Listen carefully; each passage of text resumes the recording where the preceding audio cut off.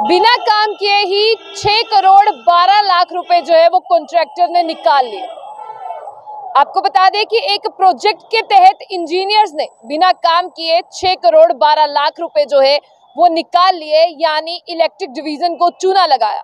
ये प्रोजेक्ट था जिसके तहत यानी जिसके तले 3600 सोलर लाइटों को, स्ट्रीट लाइटों को लगाया जाना था, लेकिन कॉन्ट्रैक्टर इतने होशियार थे कि ना तो उन्हें 3600 स्ट्रीट लाइटें लगाई यानी सोलर लाइट्स लगाई, और उसके ऊपर से उन्होंने उसका भुगतान 6 करोड़ 12 लाख भी जो है वो सरकारी खाते से निकाल लिए।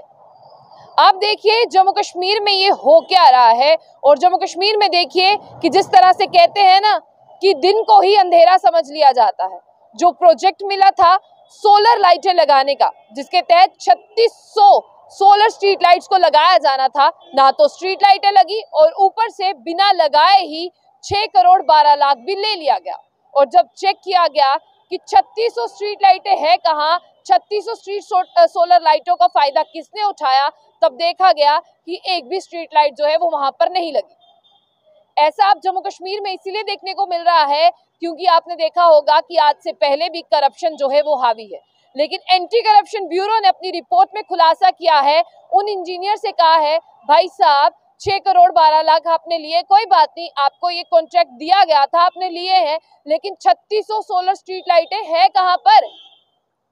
जब एंटी करप्शन ब्यूरो ने एक क्रॉस चेक किया, उन्हें एक भी लाइट जो है वो दिखाई नहीं दी, और उसके बाद उन्होंने कहा कि इसकी इन्वेस्टिगेशन की जाए, क्योंकि 600 करोड़ 12 लाख का चूना सरकार को लगाना, सरकार लोगों को काम करने के लिए पैसे देती है, यहाँ पर ऐसे वो भी लोग हैं जो काम नहीं करते और सरकार को चूना भी लगाते हैं और अपनी जेब भी गर्म करते हैं। लेकिन अब उन जेब गर्म करने वालों पर सरकार ने एक भारी भरकम जो है यहाँ पर इंक्वायरी बिठाई है। 3 इंजीनियर्स को जो है सोलर लाइट स्कैम में सरकार ने अपराधी पाया है। हालांकि अपराधी पाने के साथ 2 इंजीनियर्स को अटैच कर दिया गया है।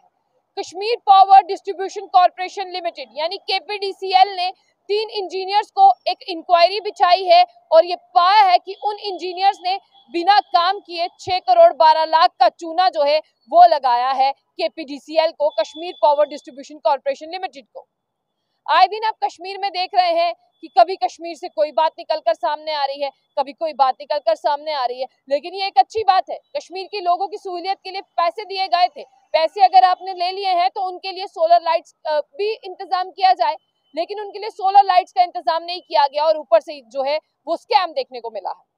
आपको बता दें कि अब इंक्वायरी जो है वो कंडक्ट की जा रही है। एंटी करप्शन ब्यूरो ने अपनी रिपोर्ट में कहा है इलेक्ट्रिक डिवीजन कुपवाड़ा को कि 600 करोड़ 12 लाख तो ट्रेजरी से निकाले गए हैं, लेकिन सोलर स्ट्रीट लाइटें कहां पर लगाई गई हैं। अगर लगाई गई हैं तो ठीक है, लेकिन हमें उसकी फिजिकल प्रेजेंस देखने को नहीं मिल रही है, और फिजिकल प्रेजेंस में ये पाया गया फिजिकली वेरिफिकेशन करते हुए कि कोई भी स्ट्रीट लाइट हमें कहीं भी नहीं दिख रही है।